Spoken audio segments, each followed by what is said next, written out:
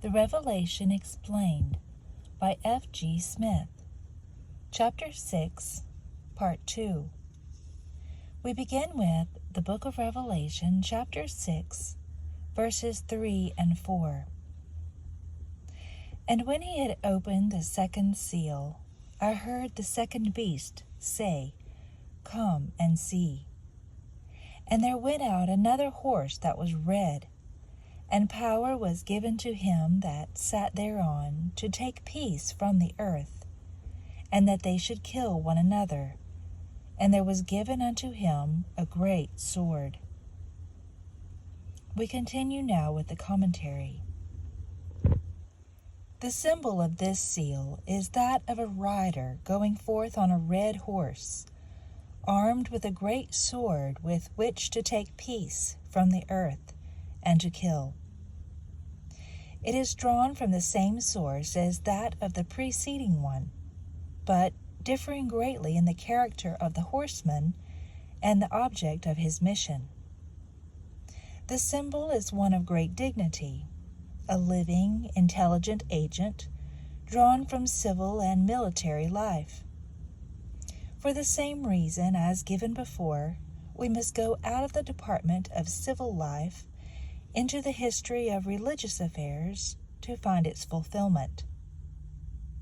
Notice also the peculiar characteristics of this horseman, and wherein he differs from that of the first seal.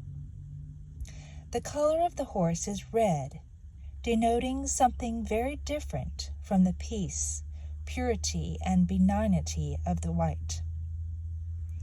Instead of gaining glorious spiritual conquests and triumphs, like him of the first seal, he was to take peace from the earth.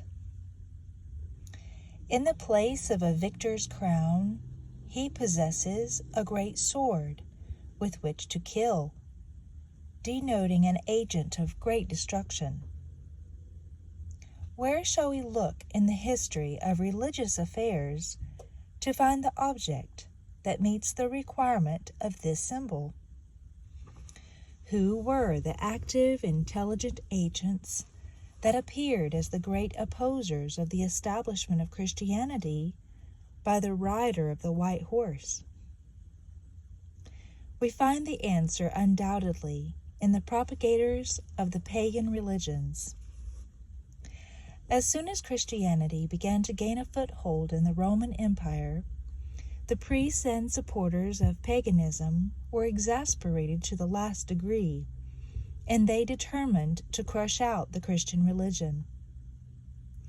An example of pagan opposition is found in the 19th chapter of Acts, where it is recorded that the preaching of the gospel so stirred the people of Ephesus that they were filled with wrath, and for the space of about 2 hours cried out, saying, Great is Diana of the Ephesians.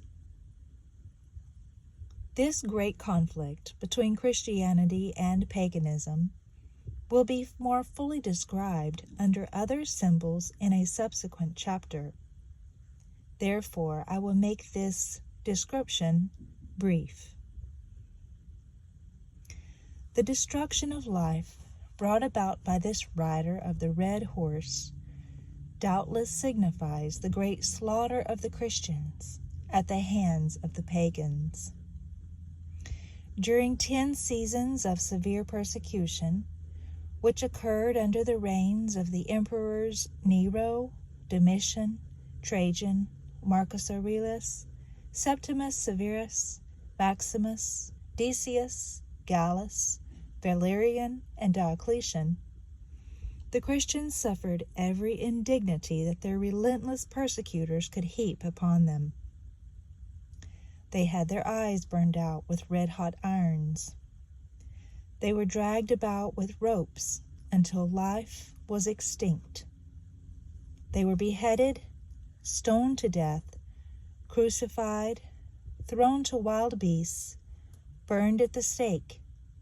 Yet, quote, they overcame by the blood of the Lamb and by the word of their testimony, and they loved not their lives unto the death. End quote.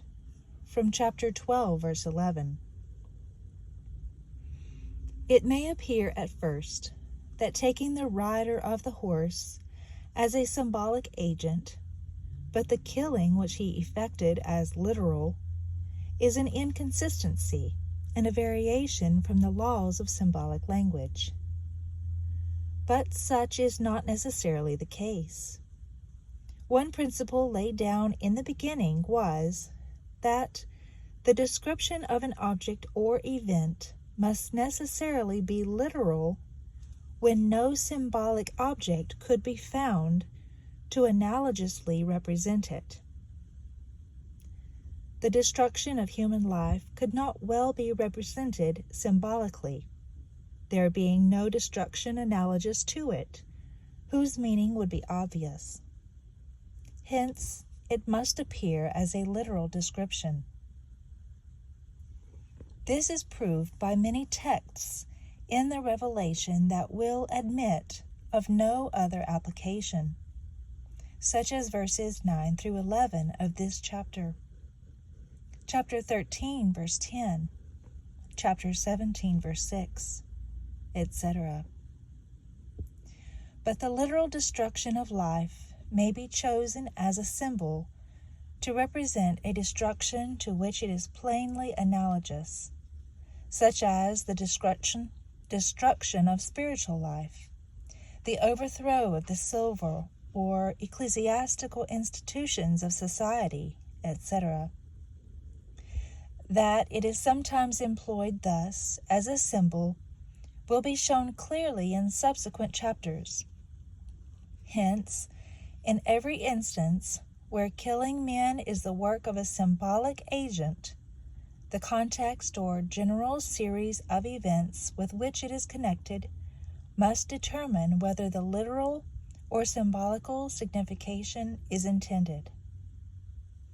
In the present prophecy under consideration, it is much more consistent to give it the literal application. For the devotees of paganism did not destroy the spiritual life of the church, which would be an analogous killing. Neither did they succeed in overthrowing the structure of Christianity.